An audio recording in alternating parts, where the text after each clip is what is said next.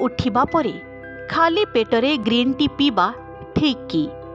किछि लोक दिनर सकाळ चा सहित आरंभ करती, जेउथिरे क्षीर चा एवं ग्रीन टीर नाम प्रथमे आसी थाए। ओजन ह्रास ठारू आरंभ करी रक्तरे शर्करा स्तर ह्रास हेबा पर्यंत ग्रीन टी सबुठारू लाभदायक बोली विवेचना करा जाए। जदि जड़े व्यक्ति फिटनेस विषय चिंता करे तेबे से ग्रीन टी मध्य पी थाए। विशेषज्ञों अनुजाई ग्रीन टी पीवा द्वारा चर्मर गुण मेटाबॉलिज्म वृद्धि पाई थाए। ग्रीन टीर अनेक उपकार मध्य रही, यार मध्य किछि असुविधा रही। लोक माने फिट रहिबा पई सकाळर व्यायाम परे खाली पेटरे ग्रीन टी पी थांती। यह अत्यंत क्षतिकारक बोली विवेचना करा जाए। तेबे आसंतु जानिबा ग्रीन टी सकाळे खाली पेटरे पीवा उचित कि? पुष्टिकर विशेषज्ञों अनुजाई खाली पेटरे ग्रीन टी पीवा द्वारा पेट जंत्रणा होई पारे।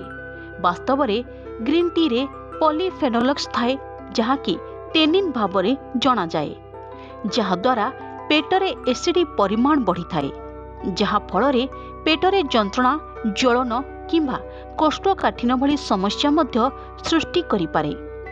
ग्रीन टी सबुबले खाइबा परे किंबा खाइबा मध्यरे पीवा उचित। एथिसह ग्रीन टी रे कैफीन मिली थाए जहा पेट को क्षति पहुंचाई पारे। यार अत्यधिक व्यवहार मध्य मुंड बुलाइबा, बांति भली समस्या सृष्टि करि पारे। ग्रीन टी पीबार सठिक उपाय कौन? जलक्षार 1 घंटा पूर्वर ग्रीन टी पी पारिबे। सकाळे एवं संध्यारे ग्रीन टी पीवा द्वारा मेटाबॉलिज्म त्वरान्वित हुए एवं ओजन ह्रास करिबारे सहायक होई पारे। ग्रीन टी दिन में 3 ରୁ 4 कप रु अधिक पीवा उचित नुहे। किछि लोक ग्रीन टी रे क्षीर एवं चीनी मिसाई एहाकु पियंती। यह शरीर पई हितकर नुहे। खाइबा परे तुरंत ग्रीन टी पीवा मध्य विपज्जनक होई पारे। दिन में 3 ରୁ 4 कप ग्रीन टी पीवा उचित।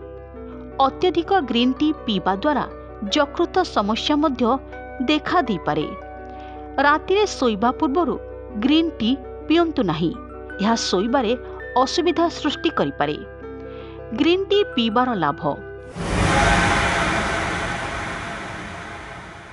ग्रीन टी रे एंटीऑक्सीडेंट मिली थाए जहा ओजन ह्रास करिबारे सहाय्य करि थाए। मेटाबॉलिज्म वृद्धि ओजन ह्रास करिबारे सहाय्य करे। या हृदय पाई मध्य भल अटे। प्रतिदिन 1 ରୁ 2 कप ग्रीन टी पीवा द्वारा शरीर कोलेस्ट्रॉल स्तर को ह्रास करिबारे सहाय्य करि थाए। यह हृदय संबंधी रोगरु मध्य मुक्ति देइ थाए।